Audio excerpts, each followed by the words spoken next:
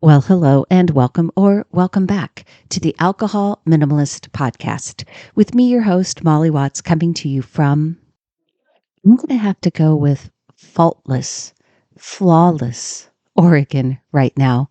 It is truly, we are on our way to pretty much the absolute perfect days today.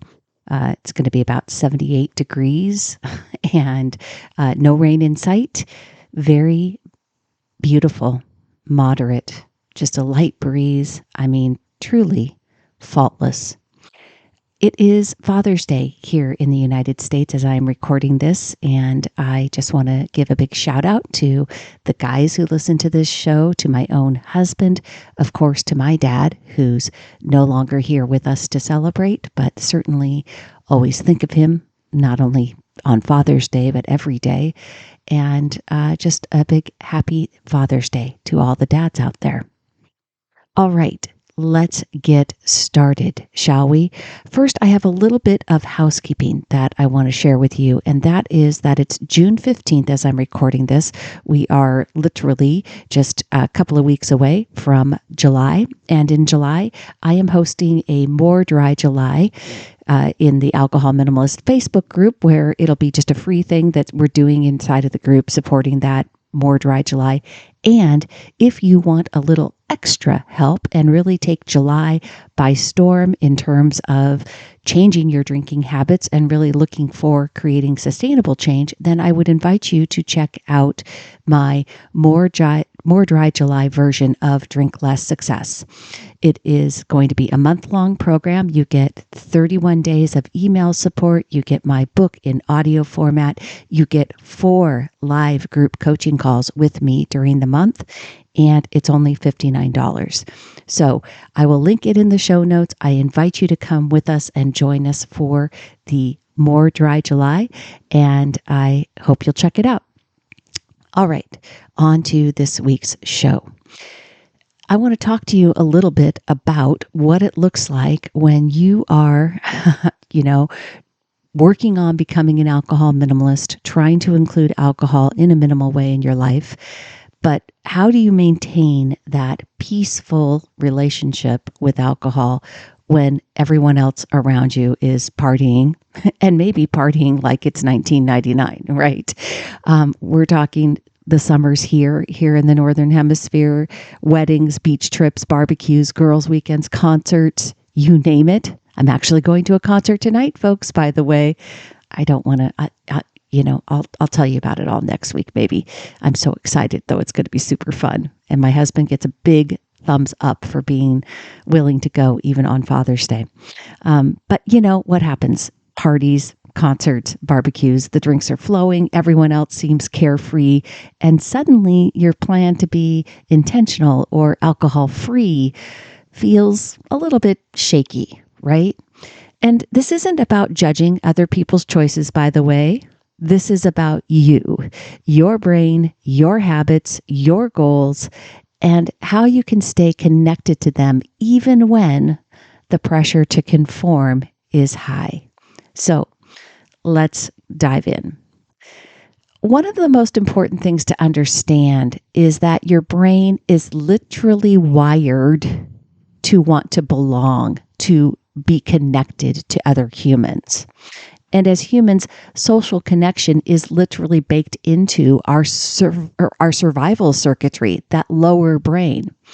Dr. Matthew Lieberman at UCLA calls it the social brain hypothesis, and he suggests that large parts of our brain evolved not just to process logic or language, but to navigate group dynamics. And that's why when you're at a party and you're the only one not drinking, you definitely feel an increased pull. It's not because you're weak, it is because your brain is trying to protect your social belonging. It's trying to tell you that drinking is what everybody else is doing, and so therefore you should too. And this is where classic psychology experiments come in. You might have heard about Solomon Asch. He did things about studies on conformity.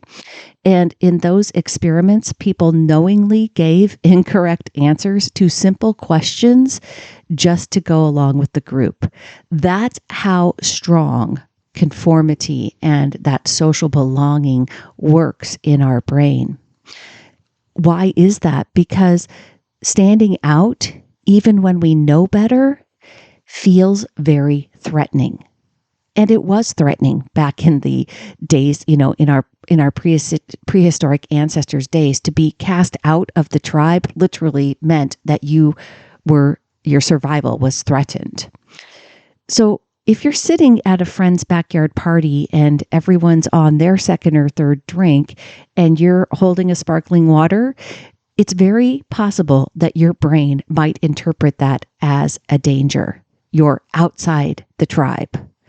And that's real, right? That feeling, that experience in your brain does happen. But that doesn't mean that you have to listen, that you have to obey it. It just means you have to be aware of it and then prepare for it. Let's go deeper into that emotional side. One of the most powerful drivers of alcohol overconsumption, especially in social situations, is FOMO, right? The fear of missing out.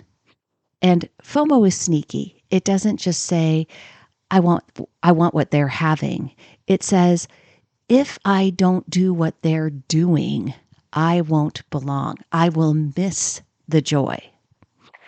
Brené Brown describes FOMO as scarcity colliding with shame. And when alcohol has long been coded in your brain as the gateway, as the messenger, as the carrier for fun, freedom, and belonging, it makes sense that not drinking definitely feels like you are missing the party. But this is where your brain needs the retraining, right? This is what we talk about when we say we are going to rewire, we're going to retrain the brain. Because yes, alcohol does release dopamine, but dopamine isn't exclusive to alcohol.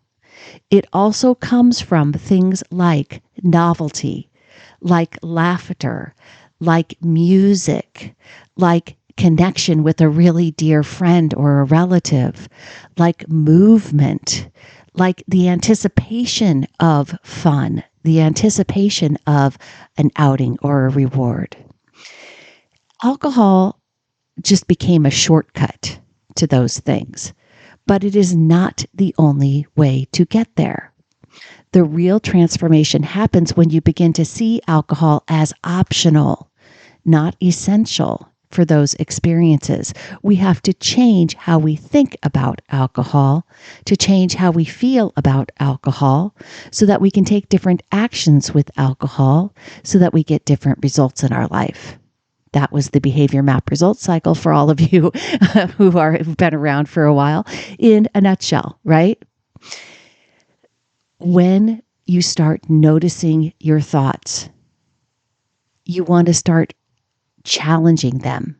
If your brain throws out, I'm missing out, you want to challenge it and say, no, I am actually just building something different. And I am choosing joy in this moment on my own terms, with my own thinking. I'm going to remind myself why I wanted to be here in the first place, why I like spending time with this person, what they mean to me. And I'm going to reconnect joy to the person or the place or what's going on or who I'm with instead of what's in my glass. Understanding, of course, is one thing, right? Being aware is one part, but handling it in the moment when the drinks are flowing and you're the only one that's saying no is where the rubber meets the road. And that's And so first I want to just tell you that expect yourself to feel uncomfortable. That's okay. We can feel uncomfortable, but we want to anticipate that going in. So we want to think about it and we want to have some tools on hand. We want to decide ahead of time how we're going to experience the discomfort and what we're going to say to ourselves in that moment. There's 4 tools that you can use, and here's one of them. This is one that is very prevalent in moderation management. I think anybody that's been in any type of thought work can kind of resonate with it. It's play the movie through to the end, right? This is a classic tool. Imagine the night unfolding with alcohol. If you decide to drink off plan, what's that going to look like? How will it feel in 2 hours? How are you going to feel about it the next morning? Will the extra drink actually add connection, or will it just chip away at your self-trust? If peace is the goal, then you want to make your choices support your future self, that self that cares about how the movie ends, right? Not just your now self that's asking for you to drink off plan or to change the plan that you had going in. Number 2, you can use the if-then planning kind of model, right? This comes from researcher Peter Gollwitzer, and it's about creating those specific plans ahead of time. Think about, if I'm offered a drink, then I will say, I'm good, thanks, right? A couple of weeks ago, I practiced that, and I offered that as a suggestion. And if you say, I'm good, thanks, right? You're not saying no, or you can say, I'm good for now, thanks. You don't say that I'm never going to have another drink, that I'm not going to have one in the future. So that's going to take it away, for them. And it also says, I'm good. I love that answer. I'm good for now. Thanks. Then another if then would be, if I start feeling left out, then I'll text my accountability buddy if you have one, or I'll take a walk and clear my head. I'll remind myself about my priorities, and I'll remind myself that it's normal that I'm feeling the FOMO, that I'm feeling like I'm on the outside of the tribe, and I'll remind myself that that's just a thought. It's not true. It's just my brain's lower survival mechanism kicking in. And when we do the if-then kind of thinking ahead of time, planning ahead of time, it primes our brains for action in the moment and reduces decision fatigue in the moment as well. We're setting ourselves up for success. Number 3, another tool is distanced self-talk. In Think Thursday, I think last week I mentioned Dr. Ethan Kross and his book Chatter, and he suggests that using your name or third-person language in self-talk creates psychological distance from emotions. Instead of, I can't do this, say, Molly, you're doing something brave. You've made it through before. Stay present.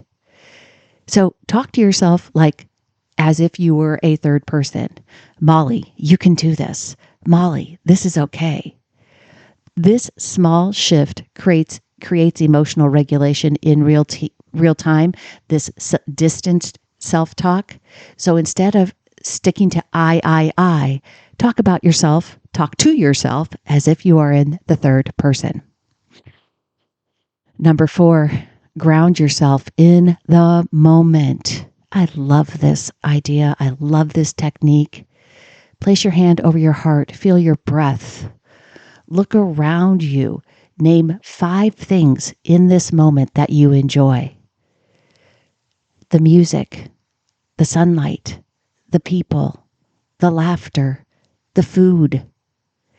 You're not missing out. Tune in.